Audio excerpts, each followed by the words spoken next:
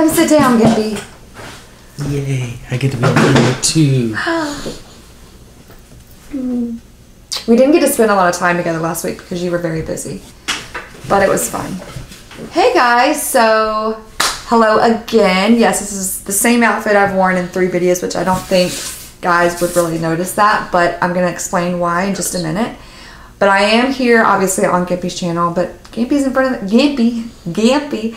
Gimpy's in front of the camera with me. What we wanted to do is just kind of sit down and talk about our experience at the WBC last week, and just the good, the bad, the ugly, which there really wasn't much of that. Just the cool things. This was our first time at any type of gaming, anything.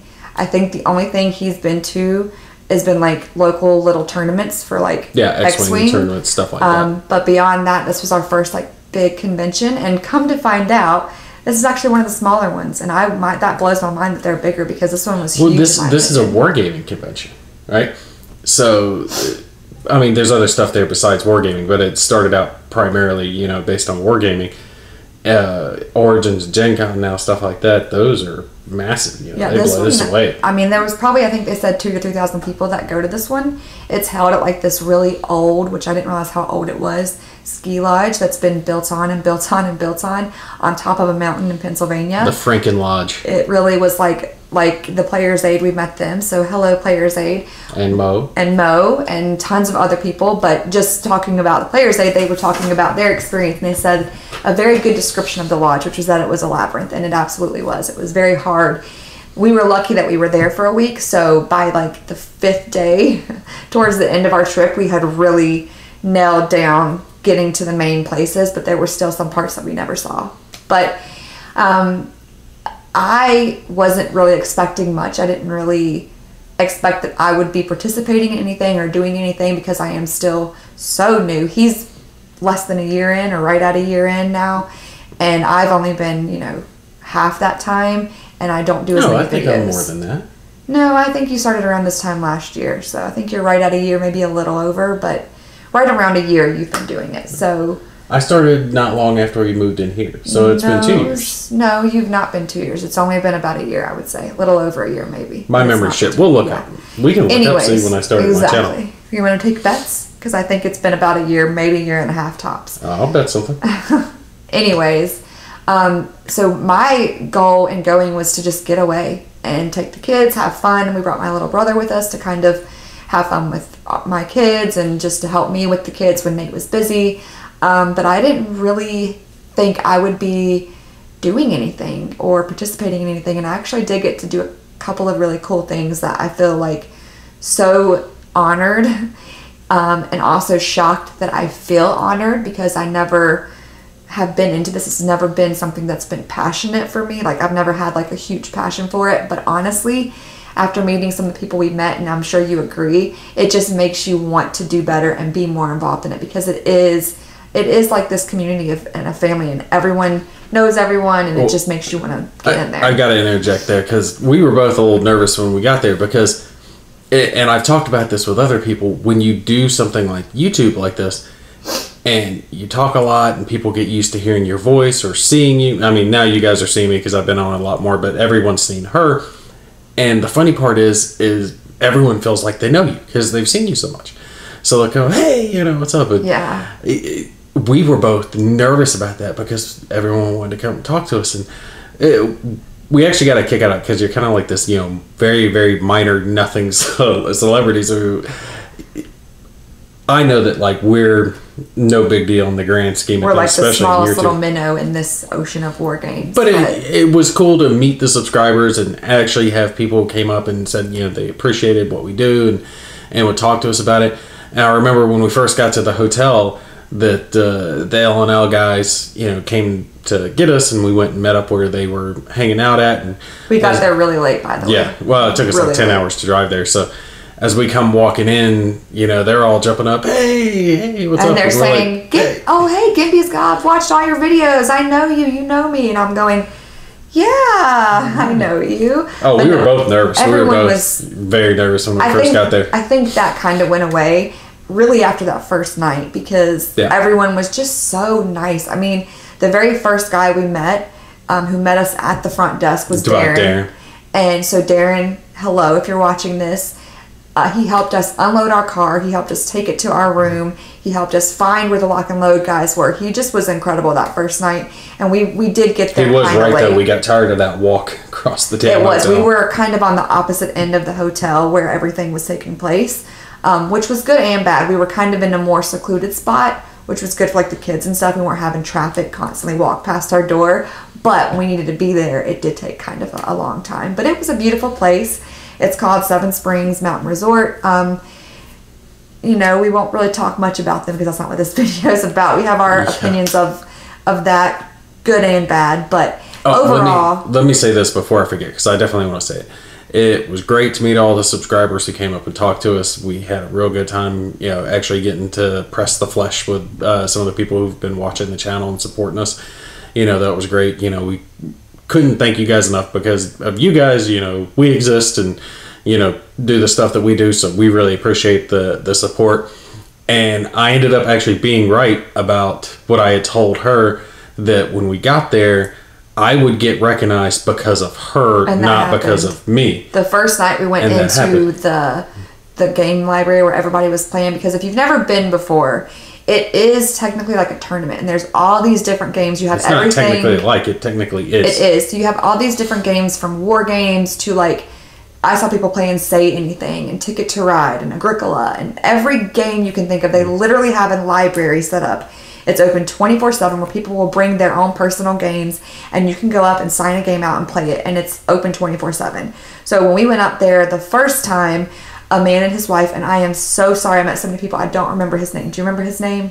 I've got the brain injury. Exactly. I rely on you for memory. So I do not remember his name. Him and his wife came up to us. They were some of the first people we met. And he came up and was like, I watch all your videos. He recognized Nate because of me, or Gimpy. I know that might confuse people, but yes, his name is not Gimpy. His name is Nate. But he was so kind. He actually got our dinner that one night. Mm-hmm. I wish I knew his name. I am so sorry that I cannot remember. I don't remember half the names because there was so much going on. Well, we did. I mean, we met so many people. But it was just really incredible to meet. All the people we met were so nice and so welcoming. In fact, Steve, I don't remember his last name, but Steve Overton? Yes, he is a designer, correct? Yes. He and Tony. Okay, we met them.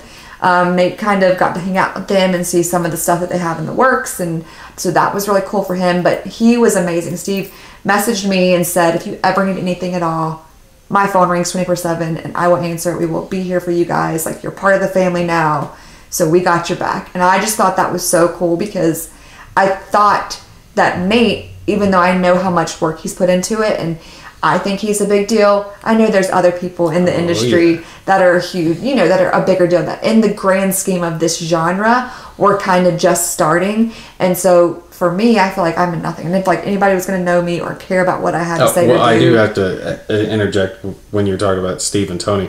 Tony's the one that actually helped me get the channel off the ground, because when I first started, you know, he started emailing me. He was like, hey, you know, here's some graphics to help out, and here's some I things didn't know that was him. That's him. Okay. Yeah. They were they were so, I mean, I couldn't. He helped me get off the ground. I could not say who was my favorite person, because there's just so many, and they are all literally like, I forget who said it. I think it was Mo. He said that this convention, this World Board Gaming Championship chips every year has become like Thanksgiving, because you get together with your family, and you get to have fun, and you eat and you drink, and you just have a blast, and you get to see your crazy uncle that you haven't seen in a year, and it's just a really cool experience. His name is Mo.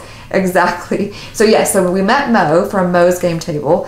I actually periodically through this, I'm going to be interjecting like pictures and film and stuff like that. So I'll still have us like talking in the corner, but you can see some of what we were doing. So he'll post the picture, but it was in one of my other guesses, the one that I did there, where I actually was wearing Mo's hat. He has the hat from Firefly that I think it was Jane wore, and he wears that. That's like his little signature, and I wore it, and I have to say it was quite warm. It was very warm to wear that, but it was quite flattering and comfortable, and I enjoyed it. So I might have to get myself one and steal Mo's look. Well, you pulled it off better than Mo did.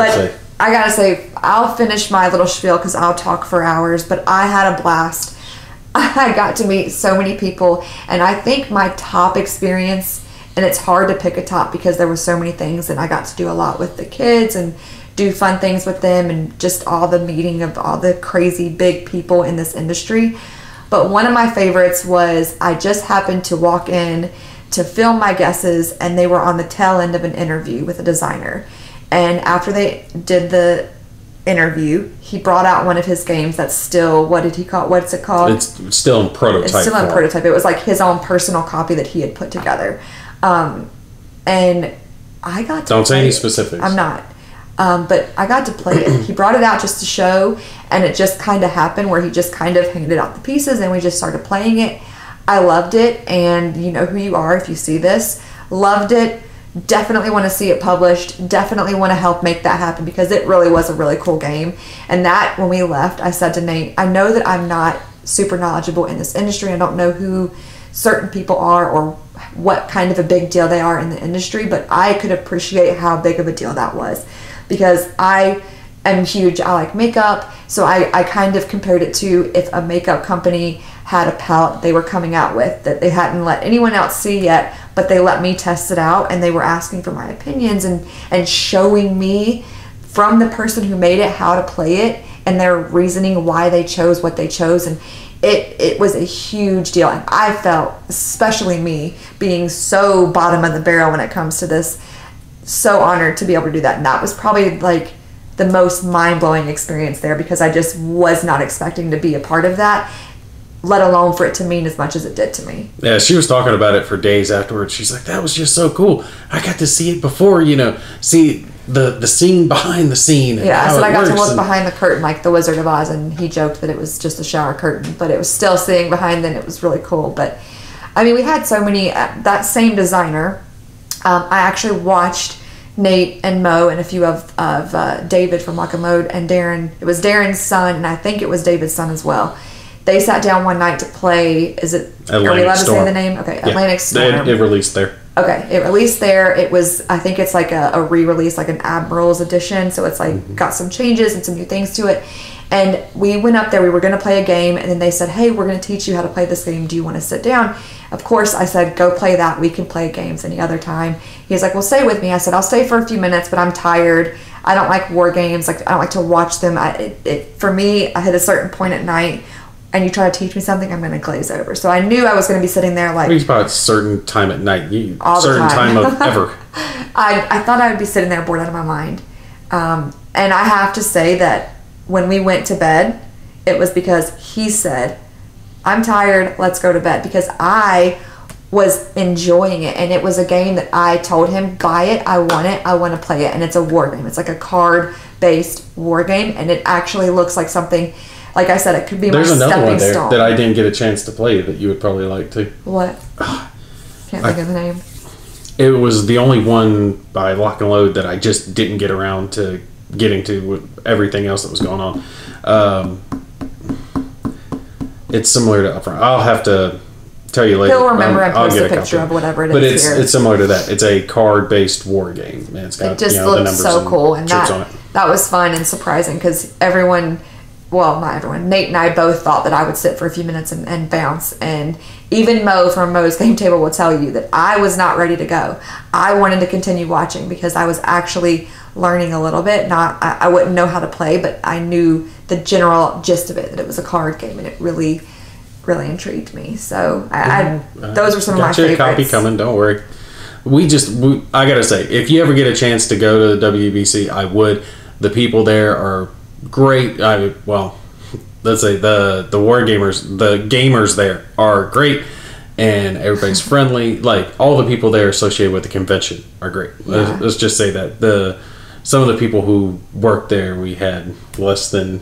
I'm just going to tell the story. Which one? The tubing story. Oh, go ahead. That's fine. This doesn't have to do with the gaming thing, but when Nate was off doing his thing, obviously there's a lot to do there. I will say, for planning to go, make sure you save for a while because nothing really is included with the stay. So they have like ski lifts and they have different slides and different outdoor activities, but they are all extra, incling the hot tub. Yeah, that one blew my mind. I have never been to a hotel that charges for a hot tub. $11 for 30 minutes per person in a hot tub. But anyways, You can get an all-day pass where you can do everything unlimited, most everything. And we had gotten that one day, and we had gone and rode. They have like summer tubing, so it's just like this greasy slide thing that you ride down in a tube, and it was so much fun. My 3-year-old loved it. Gimpy was kind enough on those days to sit with McKenna while she napped, so we could go do some of the bigger things that she couldn't do. And so we went, and we probably rode that slide like 10 or 11 times on that first day that we got the pass. So I think it was 2 days after that we got the pass again. It was another beautiful day, which there was only a couple of those while we were there. And we headed over to the tubes because that was the main thing that Bradley really loved and could actually do. And we get over there, and the girl working there tells me that he cannot ride.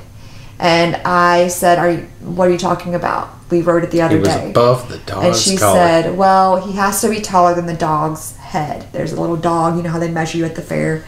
And I said, well, I know that he has to ride with me, but I was told if he was above the collar, he was good. He just had to ride with an adult. And we went down 20 times the other day. And she said, I need to measure him. If he's not taller than the head, he can't ride. So he walks over, and he literally was probably 2 inches shorter, if that. And she's like, I'm sorry. And I was like, are you kidding me? And I was a little bit rude, which really isn't me. I'm really not like that. But when you mess with my kids, I go mama bear. And I was enraged because he was crying. He didn't understand. Why did he get to ride it the other day and he couldn't ride it this time? So we had a little bit of an issue, but they did give us our money back, so we were good on that. But that was really the main bad experience that I had, just because it had to do with Bradley. And it wasn't anything against their rules.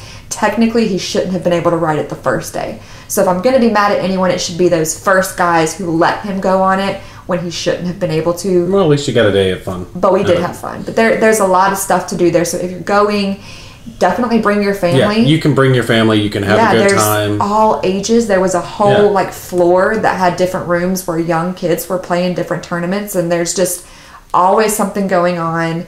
There's so many different companies that are there, different vendors. I don't remember the name of this vendor. He was a Marine, but I got this shirt, my Groot shirt. It says, "Too adorable to kill." I was looking for a Meeple shirt, but I couldn't find one. I saw someone wearing one, but I didn't find it. But yeah, I love this shirt. He was a Marine. I don't remember the name of it. I'll try to find it. But yeah, there was some vendors that had like just gaming stuff. There was like this vendor that had dice upon dice upon dice, and Bradley was just... there's a couple of those there. Remember Bradley's face when you showed him that? Yeah. Can we take home all the dices? Yeah, he was... Our little boy, he's obsessed with dice. I've got him into gaming, but all he loves doing is rolling the dice over and over again. And then he saw a wall of just thousands of dice, and his eyes just lit up. Yeah, he was like, I want this one and this one and this one. He's like, I want all the dices. Can they come home with us? Yeah. But yeah, go to the WBC. You'd have a good time. Especially if you're a wargamer, you get to see a lot of the stuff that hasn't been released or is getting ready to be released. So many of the designers are there. They'll sit down. They'll talk to you and talk with you and show you the game. They'll explain it all to you. So many of them were going around doing that. I've got some footage I'll throw up here where I just walked around and I filmed the big gaming areas that they had, and there were multiple. Right, so there was way more. I mean, there were ballrooms where like weddings take place. Yeah, where people were just playing. Some people were able to set up some of those larger monster style war games that you don't see come out too often just because of the length required to play, and they would just play that game, morning to night, day after day after day for a week, and just having a great time doing that. Multiple different old school games that people don't see anymore. I even saw original Squad Leader, not the advanced squad. ASL, saw people playing just regular Squad Leader. Some miniature games going on there, tournaments going on, everyone having a good time with that. I really think it was cool that you could take and sit down with a designer, have him explain it to you. Mark Herman was sitting there explaining what was that game, Versailles 1919, I think is the one that he just came out with, and he was sitting there going over it with people. The Lock and Load guys were going over World of War 85, which you're going to see on here, and Contact Now Red Eclipse, which you're also going to see on here because someone was lucky enough to get some prototype copies, so I'm going to have videos of that coming for you guys. It was strange finding out that the vendors don't really get to open up until the end of the week. Towards like Wednesday, like the middle of the week. And I was like, well, why don't the vendors get to open up? I figured they'd want to sell all throughout the tournament. And they explained it to us that they want this tournament or this game session to be focused on gaming. tournament play and people were just free playing and just having a good time, that so many conventions now are taken over by vendors and people pushing, which I can understand. A convention is a good place to make money and push your products. So of course the vendors are going to want that. But it is kind of nice to see a convention where they're saying, no, we're going to focus on the games at the beginning.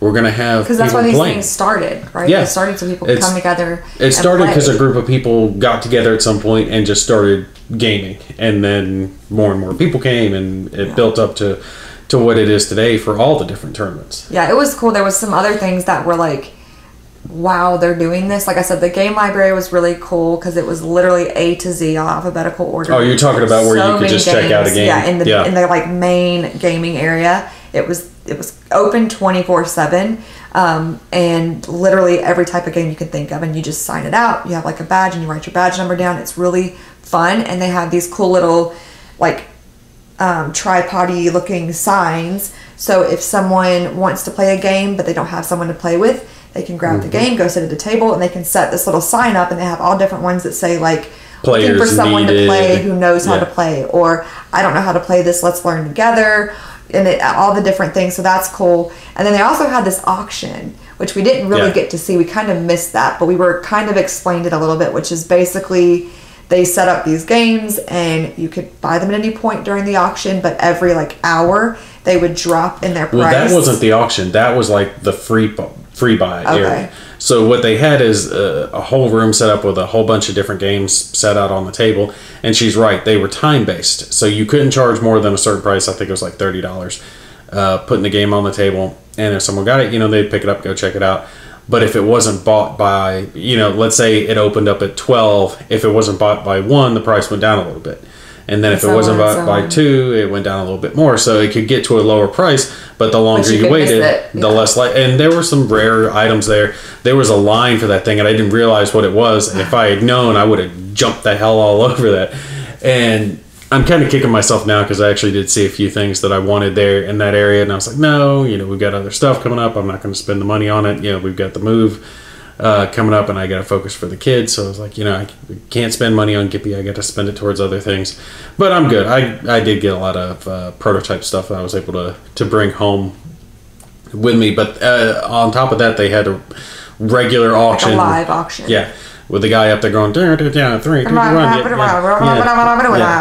doing that whole number. And people holding up their thing. What is it with an auction that everyone always wants to look, they're serious and like, no one's like this. Hey, they're always like, yeah.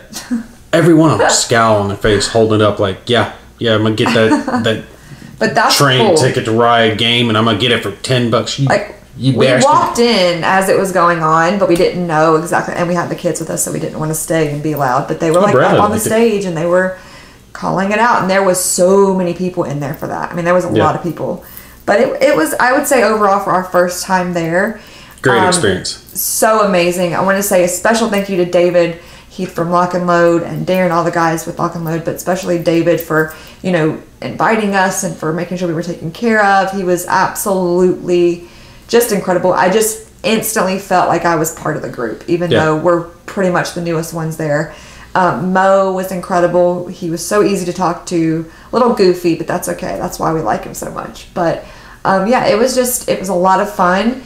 I had fun with the gaming aspect and with the vacation and pool and fun side of it as well. Well, she is right. I did get to meet some of the bigger names that I hadn't met before. I was thrilled to get to meet others that I've spoke to. I've spoke to a lot of them on the phone or online previously, but some of them I hadn't, like Uva. Oh yeah, and Mark Herman. Quite the character. Uva's a trip. I'll tell you what, if you ever go to a convention and Uva from Academy Games is there, just talk to him. You just go he's listen. Hilarious. Just go sit nearby, get some popcorn, and watch the show because it's a good one. Entertaining. Like, you'll meet people in your life who are just, I don't want to use this word. Captivated by them. Yeah, I was thinking bubbly. Yeah, I'm gonna call it Uva. You're bubbly, all right? you got sparkles around you, buddy.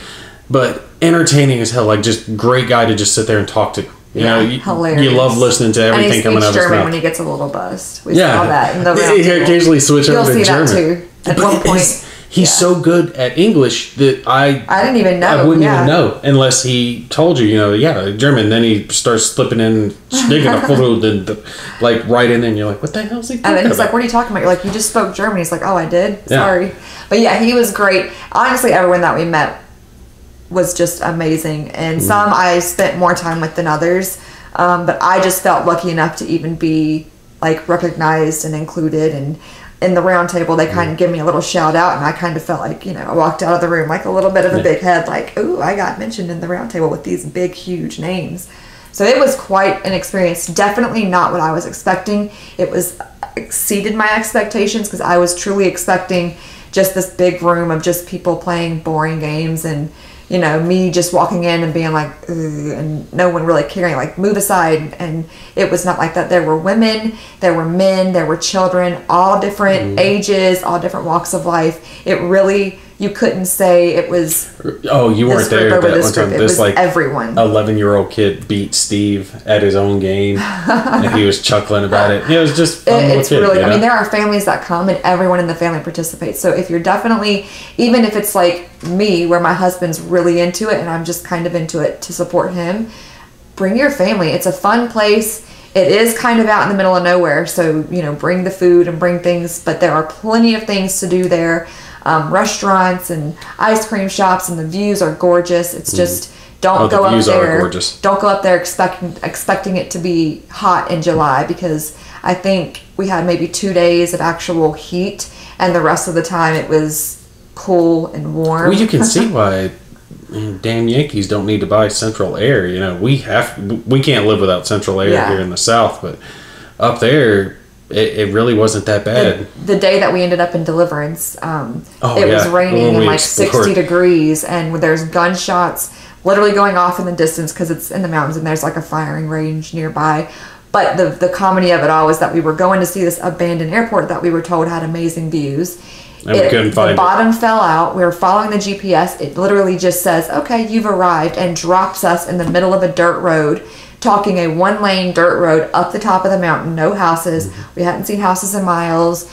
It was quite a trip, but it was fun to go exploring. So definitely, if you've ever considered going to one of these, but you're a little bit nervous, I think this is a good one to start with, because it is one of the smaller ones. It is more focused on gameplay, and everyone there is just so welcoming and fun, and I really enjoyed myself. So thank you, Lock and Load and David, for inviting us and taking care of us. All right.